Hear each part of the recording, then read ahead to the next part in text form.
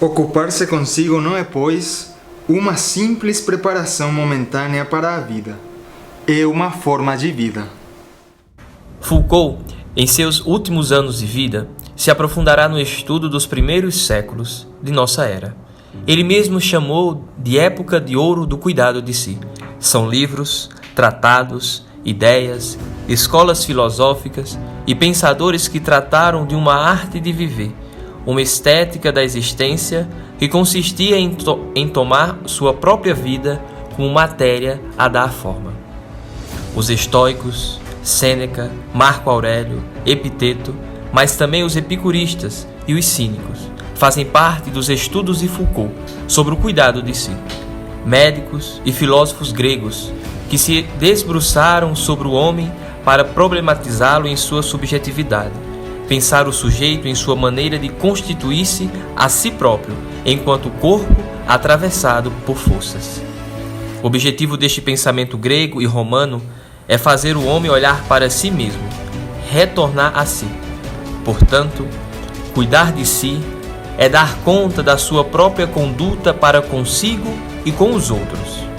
O ponto de partida para Foucault é o Alcibíades, de Platão, onde é possível começar a distinguir uma pedagogia, uma maneira de fazer política e um foco no conhecimento de si. Mas vemos como esse pensamento logo evolui para uma pergunta muito mais fundamental: como viver de maneira ética? O campo da subjetividade passa assim a ser objeto de disputa pela singularização e expressão de uma força que se diferencia. Não se trata mais de uma leitura política em termos de dispositivo de poder, mas sim de uma leitura ética em termos de prática de si. Uma forma de sujeito pensar em sua própria capacidade de variação dentro de um campo subjetivo. Como compor um modo de vida potente? Nasce então uma função crítica de um sujeito que procura outros modos de vida, uma função de luta de alguém que procura afirmar certo modo de vida encontrado, uma função terapêutica e curativa de uma subjetividade dona de si mesmo, e uma função criativa que busque experimentar antes de interpretar. No curso consagrado em 1982, A Hermenêutica do Sujeito, o livro que trataremos no take filosófico de hoje, Michel Foucault apresenta uma investigação da noção do cuidado de si, que bem mais do que o conhece a ti mesmo, organiza as práticas da filosofia. Ao descrever o modo de subjetivação antiga, ele busca tornar patente a precariedade do modo de subjetivação moderno. Uma reformulação do problema político é que também teria permitido esta passagem aos antigos. Relendo Platão, Epicuro, Sêneca, Foucault busca aquilo com que se pode repensar a política. Hoje, nos deteremos à primeira aula, no dia 6 de janeiro de 1982, no Colégio de França. É interessante quando Foucault ele pensa as aulas da hermenêutica do sujeito no Colégio de France em 1982 e depois, claro, surge o livro A Hermenêutica do Sujeito, né? Porque Foucault ele vai buscar entender a história da subjetividade, né? A relação da verdade com o sujeito e do sujeito com a verdade, né? E como é essa questão justa da subjetividade ocidental. Mas para que ele entenda isso, ele vai até o mundo grego, né? E quando ele chega no mundo grego para entender a questão da própria moral grega, como é que os gregos se comportavam, como era que os gregos se entendiam, o que acontece? Ele se depara com o cuidado de si. E como isso é importante, né? Como isso é importante para os gregos. Agora, ele encontra com o cuidado de si e também se depara com conhece-te a ti mesmo. Só que essa relação, né, íntima do cuidado de si com conhece-te a ti mesmo, ela é inversa. Por quê? Porque o conhece-te a ti mesmo, para os gregos, é subordinado ao cuidar de si. Só que a grande pergunta de Foucault é: por que ao longo da história da humanidade o cuidado de si foi esquecido E se prevaleceu, se deu mais importância ao conhece-te a ti mesmo. Foucault, então, quando ele retorna para o mundo grego, quando ele emerge no mundo grego para tentar entender qual o significado, qual a importância dessa questão do conhece-te a ti mesmo e da sua relação com o conhecimento de si, com o cuidado de si, ele então chega até o templo de Delfos, né? Lá as pessoas chegam para consultar, né, o oráculo, para fazer as perguntas, para querer saber sobre sua vida, mas logo na entrada do templo estava essa inscrição, conhece-te a ti mesmo. E ao questionar-se qual a relação com o cuidado de si, ele então começa a perceber que as pessoas, quando buscam o oráculo para fazer as perguntas, de alguma maneira ele está buscando cuidar de si, conhecer sobre a sua vida, sobre a sua história, mas antes mesmo de chegar no oráculo e fazer as perguntas, é preciso fazer as perguntas essenciais.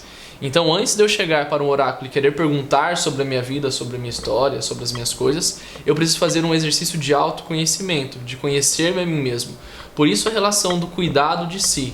Eu preciso me conhecer, eu preciso cuidar de mim, para depois chegar no oráculo e fazer perguntas que sejam certeiras, para não gastar fichas sem necessidade. Bom, seriam perguntas que estivessem relacionadas diretamente com a transformação do sujeito sobre si mesmo. Justamente porque na busca pela espiritualidade.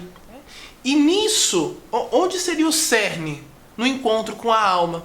Agora, Sócrates, ele entra nessa perspectiva do conhece-te a ti mesmo, que é acoplado, né, ao cuidar de si, dentro do quê? De uma perspectiva de missão. Sócrates vai entender como missão que ele tem a necessidade, ele tem a missão de anunciar a necessidade do cuidado de si. E isso é uma libertação, isso é um processo de entendimento no qual ele deu a vida. Né? E o cultivo dessa alma para a filosofia da época, não era o cultivo econômico, não era o cultivo e a promoção de um status, nada disso. Mas era justamente o cultivo do cuidado e o cultivo da virtude. Para Sócrates, quando o sujeito tinha o despertar da filosofia, mas trazia em si também a questão do cuidado de si, surgia dentro dele uma inquietação. O despertar desse sujeito, da pessoa, não era mais a mesma. Pois ele olhava para a questão do sujeito e sua transformação num constante trabalhar de si sobre si mesmo. Então, Foucault demonstra para nós assim que durante a história da filosofia, essa preocupação do cuidado de si perpassa vários filósofos e várias correntes filosóficas, né? Os estoicos, Platão, os epicuristas, e dá para nós até como exemplo Sêneca, que fala da questão da terapia da alma. Fala também da questão do próprio cristianismo, né, que trabalha esse cuidado de si, que perpassa até os dias de hoje, né? Então, Foucault demonstra para nós que dentro da história da filosofia, o cuidado de si sempre é uma preocupação, mas ele vai tomando roupagem diferente, né? Ocupar-se consigo mesmo tornou-se, de modo geral, o princípio de toda conduta racional. Em toda forma de vida ativa que pretendesse efetivamente obedecer ao princípio da racionalidade moral. A inquietação a ocupar-se consigo mesmo alcançou durante o longo brilho do pensamento helenístico e romano uma extensão tão grande que se tornou, creio, um verdadeiro fenômeno cultural de conjunto. O cuidado de si é uma prática para toda a vida. Não é uma atenção focada ou pontual, mas um exercício contínuo, um labor, uma atenção diária, recheada de exercícios, práticas e fórmulas. Esse tempo é preenchido de atividades que buscam uma transformação individual, mas também no modo de se relacionar com o mundo e com os outros. Enfim, o cuidado de si se insere na história do pensamento crítico, como maneira de se construir uma subjetividade. Por isso, a pergunta recairá sempre na relação entre subjetividade e verdade.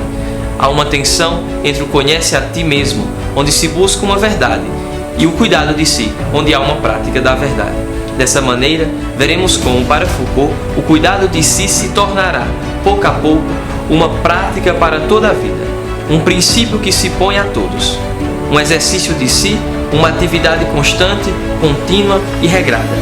Exercitar-se nesse campo significa essencialmente experimentar. Sim, é necessário viver na própria pele o que significa esta ou aquela técnica e encontrar como pode ela nos construir eticamente. E esse uso crítico consiste em pensar, afinal, se a subjetividade é produto de um conjunto de técnicas, qual a natureza ética de cada uma delas tecnicamente? O cuidado de si implicava práticas, transformações, purificações, mortificações, né?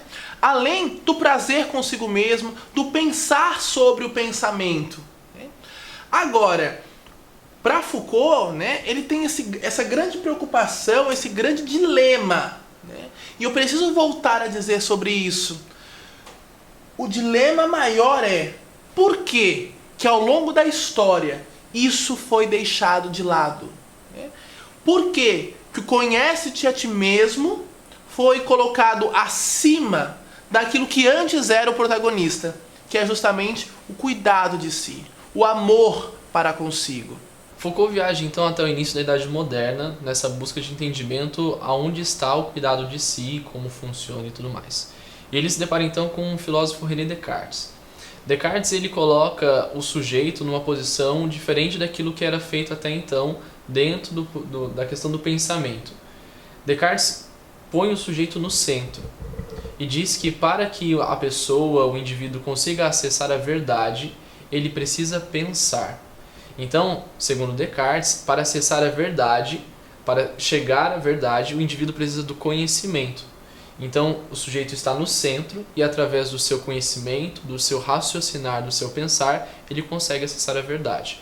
E aí, então, ele tem essa ruptura do cuidado de si com o conhece-te a ti mesmo. Foucault vai entender, vai assimilar que é nesse momento específico, né, que o cuidado de si vai ganhando a sua mortificação, né, em relação ao conhece-te a ti mesmo. Para Foucault, o sujeito ele não alcança, não atinge a verdade simplesmente pelo conhecimento que ele possui.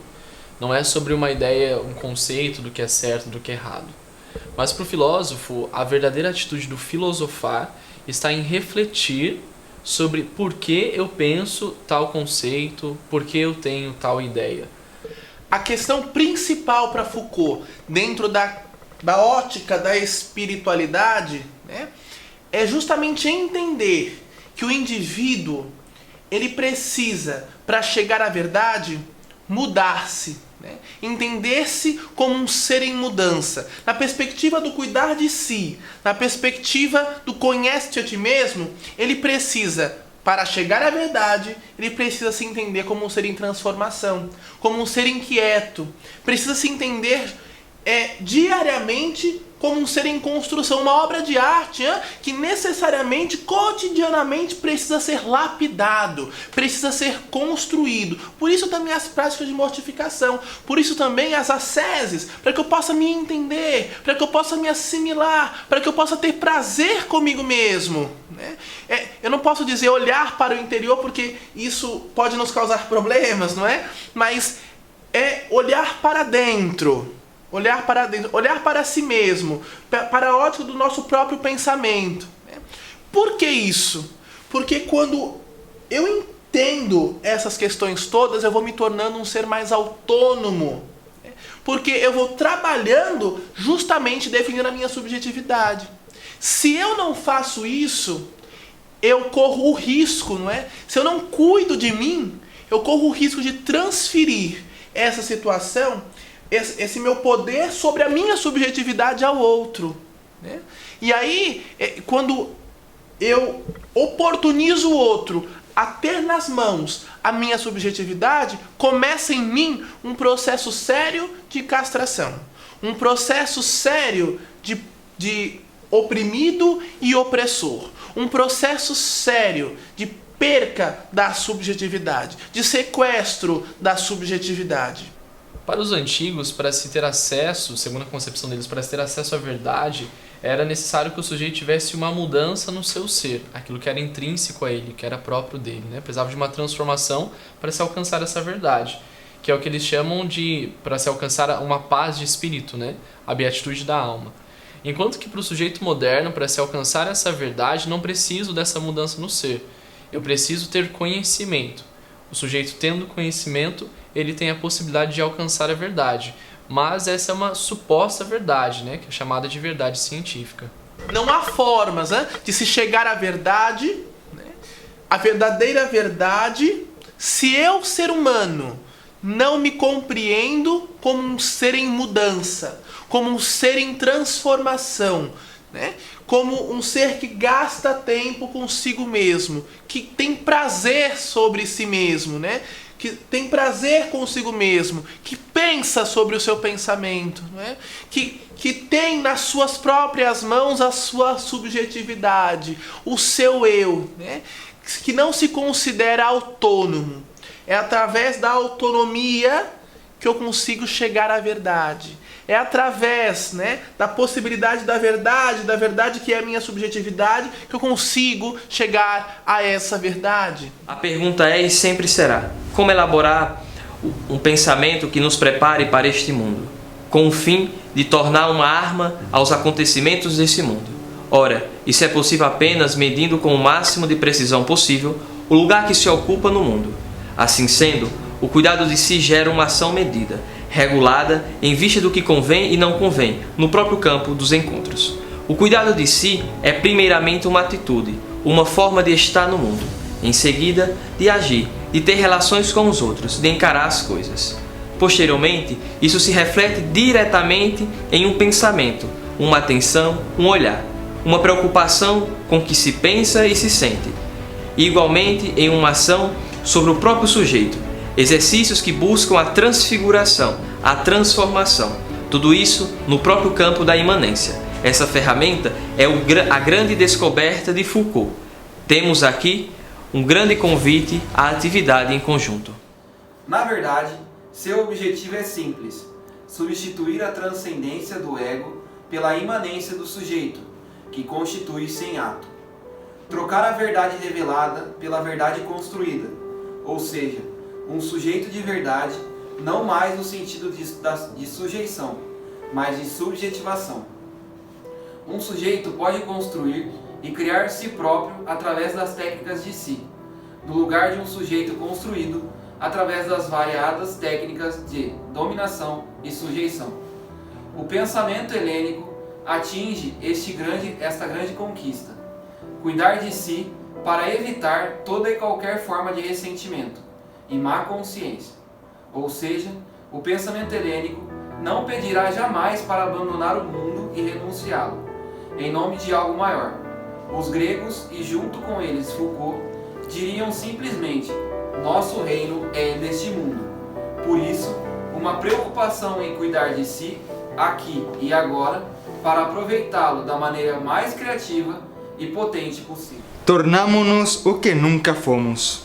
Esse é, penso eu, um dos mais fundamentais elementos ou temas dessa prática de si.